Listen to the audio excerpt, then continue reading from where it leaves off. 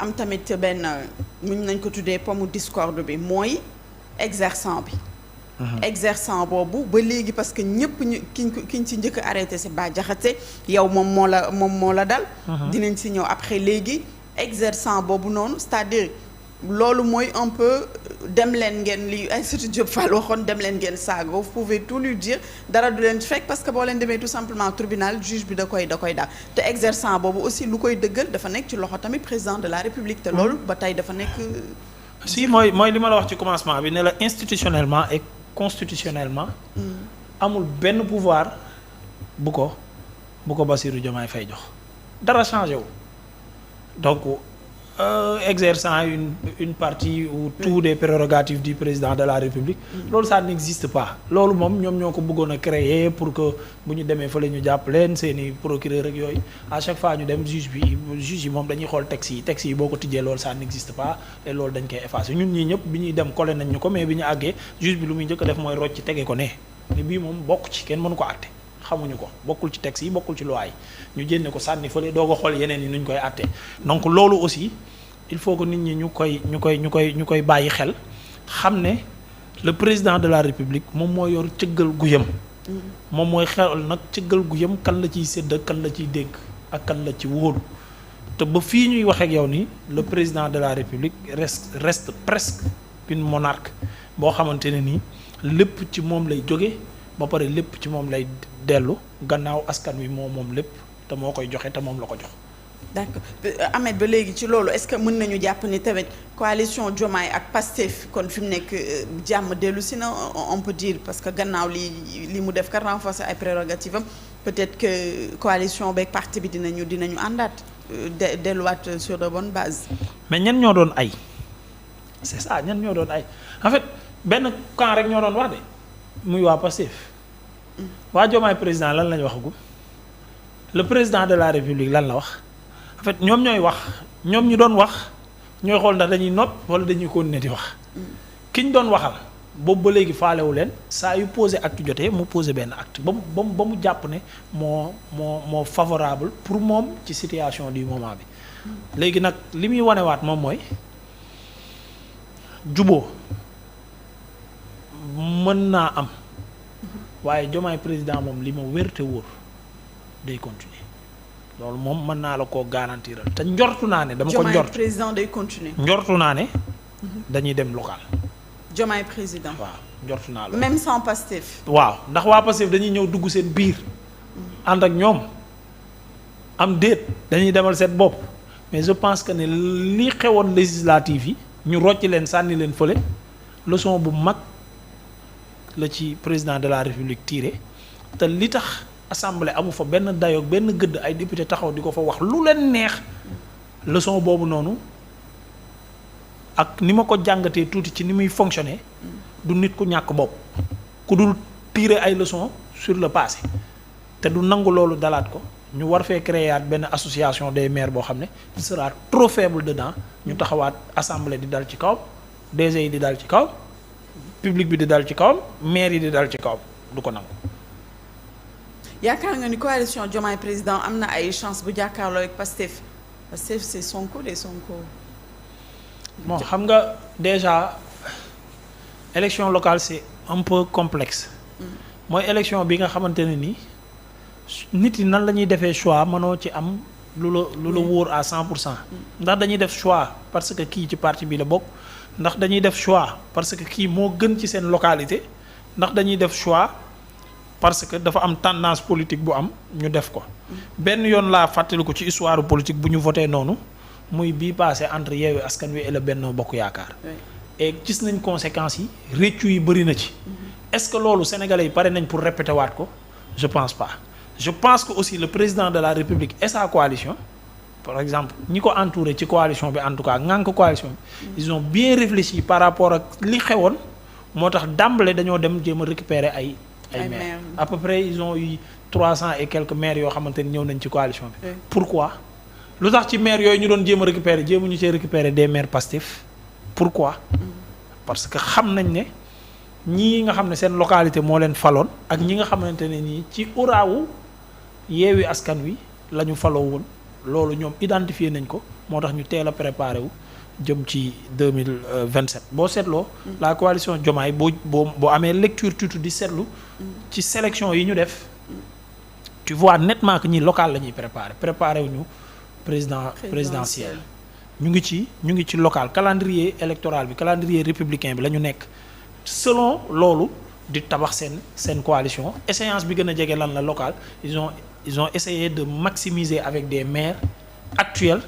pour mën leen a maintenir ci seen position boobu ba pare xam nañ ne ñooñu am nañ base du ñu ñëw rek doon ñoo xam ne dañuy commencer à zéro pour jéem a ut base créer seen commune lu ñu fa am mais ñu am base ba pare après jéem a consolider loolu c'est plus facile soo leen accompagner sur des réalisations yi leen dese ci ñaari at yi que jéem a xool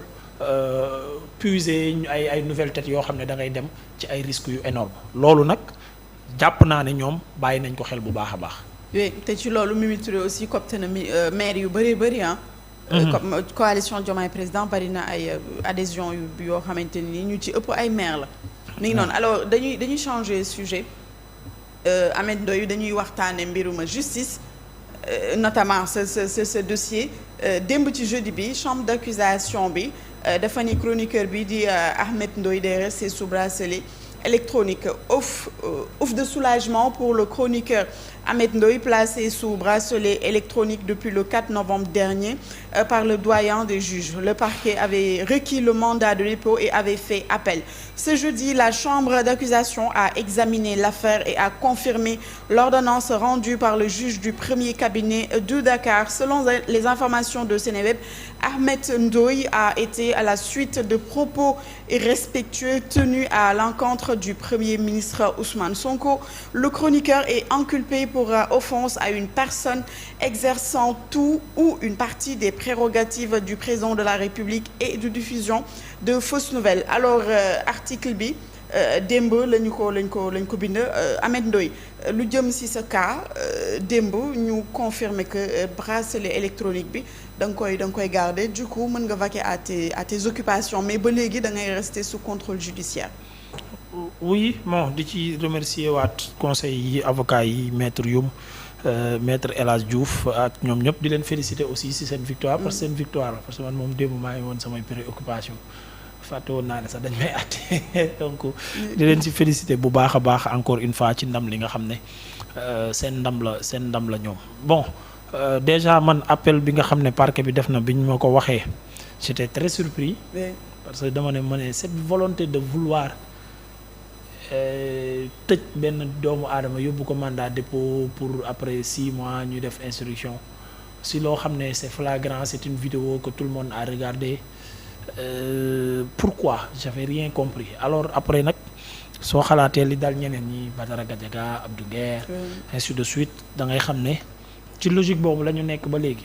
mais yàlla mooy Karim te Karim du yàlla comme j'ai l'habitude de le dire ñu demati yoon defati liggéeyam ñuy rafetluwaat seen taxawaay comme ni ma ko tàmm waxee ñun moom yoon amuñu ci def ak dindi liñ ci am mooy méngoo ak i dogalam bu ñu neexee ak bu ñu naqaree bracelet bi par exemple dama koy takk mu neex ma mu naqari ma parce que sama yoonu réew moo ma ko teg leneen li ci topp tamit mooy que kenn mënuñu ak loo ñu mënti pexe yoo mënti lal pour fexe ñu bañ a wax suñu xalaat tamit da ngay sonn rek dañ koy def te ni ñu ko bëgg a defee it nañ koy defee loolu it chaque fois ma wax leen mu leer maanaam ñun envie ni ñu ko bëgg a defee nañ koy defee loolu suñu liberté bopp la après tamit conséquences yi ñëw ñu assumer ko loolu aussi suñu yëfi bopp la man xam naa ne en tout cas daal lépp loo xamante ne nii ñeel na décision judiciaire je vais le respecter encore chambre d'appel bi def na ko li nga xamante ne ni moom mooy doyen des juges moom la jëloon comme décision je pense que ne yoon moo wax mais c'est-à-dire da ngay rester instruction bracelet bi da nga koy takk ba keroog muy jeex ou bien am na espoir que avant muy jeex mën nañu dindi bracelet bi. waaw xam nga c'est l'appréciation du juge. ñu baal ma ci téléphone bi dama ko fàtte woon. c'est l'appréciation du juge moom mooy xool nu mu gisee ak sama comportement aussi sama comportement avec le bracelet da ciy compter règles yi nga xamante ne nii teg bu nañ dee ma ko bafoué woo règle yi. voilà bafoué wu ma règle parce que soo bafoué règle yi aussi c'est signé noir sur blanc te yaa ko signé da ngay dem directement mandat de dépôt pour 6 mois donc il faut nga respecter règle yi et après aussi il faut que juge bi daal di jël dogal par rapport ak li mu gis ne am na ko ay rapport ci service bi nga xamante ne nii ñoom ñoo yore bracelet bi donc commission pour la sécurité électronique la ñu tudd CSE. police boobu noonu ñoom ñooy suivre bracelet yi ñooy xool localisation bi ñoom ñooy xool lépp donc ils font des rapports tout le temps yóbbul ko juge bi après moom selon ces rapports là moom mooy xool nan la lay àttee wala nan la lay jëlee dogal bu bees daal par rapport ak li nga xam ne moom mooy bracelet bi en tout cas. d'accord mais yan conditions ñoo ci gën a sévère ci pooru bracelet bi da ngay xëy 7 heures ngay génn sa kër 21 heures tu dois rentrer chez toi doo génn ban périmètre lan moo ci gën a sévère lu ci gën a métti. avec le bracelet bon pour mon cas personnel xam nga ku nekk ak sa mode de vie. par exemple man ci sama mode de vie teel a dugg guddi bi ça me va. yéex a génn suba gi mooy un peu sama handicap parce que daf may tardé gis nga fii léegi chaque jour damay tardé parce que man dama tàmm teel a génn sama kër. maintenant beneen bi mooy contrôle recharge bi loolu aussi xaw na soof. contrôle recharge balaa muy vide parce que amoo droit mu vide parce que bu videe ñoom il perd le contrôle te loolu délit de fuite lañ ko considéré donc tout le temps dafa war a am charge loolu aussi souvent di ko bàyyi xel. power bank bi muy àndal tout le temps dafa war di fees pour que bu signaler ne moom mu ngi vide nga capp ko chargé waat ko donc loolu moo ci xaw a soo mais à part ça man je vis avec dama koy fàtte sax man damay fàtte ne sax il est avec moi parfois waaw il faut may comme nii xam nga sénégalais rek dañu ñun moom dañu doy waar seen indi na sa tànk waaw sénégalais dafa doy waar ngay ñëw nii ëllëg mu xool la ci kaw muy xool sa tànk bi naan nii di dox ci mbedd mi naan la nii si laay fàttaliku de dama naa mais kii lan lay xool wala dafa waddal dara. après man mosuma gis bracelet bi si yow. ah bon je l'ai jamais vu sur toi bii kese rek laa si gis. mu ngi sama tànk donc mais. je l'ai jamais je fais pas. ba pare rafet na quoi ba pare couleur bi loo sol mu ànd ak moom xam nga giri kaña bi loo sol mu ànd ak moom gis nga boo solee bleu mu ànd ak moom nga sol vert loo sol mu ànd ak moom. dafa rafet. waaw dafa rafet quoi dafa neexal sañsee daal donc loolu la man aw ma si beneen problème moo am na ñoo xam ne seen mode de vie dafa changé complètement. alors pour le cas de Badara Gadiaga bon booy xool vous êtes dans la même situation mu wane ko. téléphone bi lay wax fay naa ko pour ñëpp noppalu. Sène Thialy alors pour le cas de Badara Gadiaga on peut dire que vous êtes dans la même situation moom démb libéré nañ ko mais moom aussi dañ ko takkal bracelet électronique alors la question mooy que ñëpp ñu takkal bracelet électronique ñooy nekk ci même situation sauf ñu assigné à résidence peut-être. waaw bokkuñu situation parce que xam naa dafa am considération yu bëri yu ñuy jël selon nit ki activité am selon naan par exemple un ministre de la République un ex-ministre de la République par exemple kooku soo ko assigné këram mooy gën a xaw a facile benn amendooy boo xamante ne nii ci lii la yaakaar di ci liggéey ci média laay liggéeyee boo ma bëggee tëj sama kër donc lan laay dundee ainsi de suite donc je pense que considération yi aussi bàyyi nañ ko xel moo tax la plupart du temps boo seetee ñi ñu assigné seen kër ce sont les ex-ministres mais ñu ci mel ni man ku ci mel ni Badara pratiquement ñoo niroo moom 7h21 la sauf que moom moo ëppale 1 heure de temps le soir man c'est 7h20 donc voilà mais à part ça moom ça me va. D'accord libération Badara Gadiaga na ko gisee. Bon, j'étais très content, je suis très content pour mon grand maa ngi lay nuyu waa rak loolu laa na moon dégg waa rak waa grand naka rak yaa ngi raak rek wàññi raak bi donc namoon naa ko trop franchement namoon naa ko